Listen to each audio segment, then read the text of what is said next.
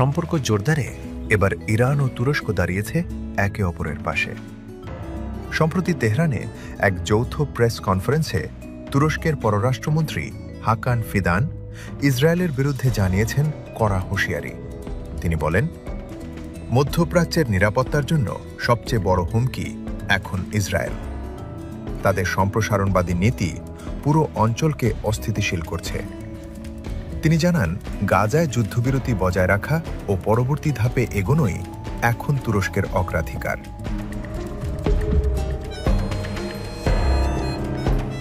এছাড়াও বৈঠকে ইরান ও তুরস্ক জোর দিয়েছে ঐতিহাসিক ভ্রাতৃত্ব আরও শক্তিশালী করার উপর, বাণিজ্য ও জ্বালানি খাতে সম্পর্ক বৃদ্ধিতে এবং সীমান্তে রেল সংযোগের মতো গুরুত্বপূর্ণ সিদ্ধান্তের।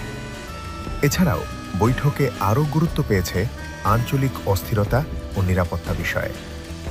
গাজা, সিরিয়া ও লেবাননের পরিস্থিতি নিয়ে দুই মন্ত্রী ইসরায়েলের অপরাধ বন্ধে আন্তর্জাতিক পদক্ষেপের আহ্বান জানান। আলোচনায় আরও স্থান পেয়েছে আফগানিস্তানের রাজনৈতিক অবস্থান ও সেদেশ থেকে আসা অনিয়মিত অভিবাসীদের চাপ মোকাবিলায়।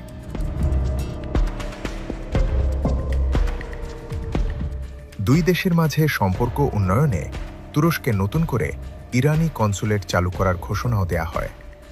এর মাধ্যমে দুই দেশের সম্পর্ক আরও এগিয়ে যাবে। মধ্যপ্রাচ্যের উত্তাল সময়ে তেহরানে অনুষ্ঠিত এই বৈঠক বহন করছে এক শক্তিশালী কূটনৈতিক বার্তা। সহযোগিতা, সমন্বয় ও স্থিতিশীলতায় ইরানের বন্ধু রাষ্ট্র হিসেবে তুরস্কের আত্মপ্রকাশ।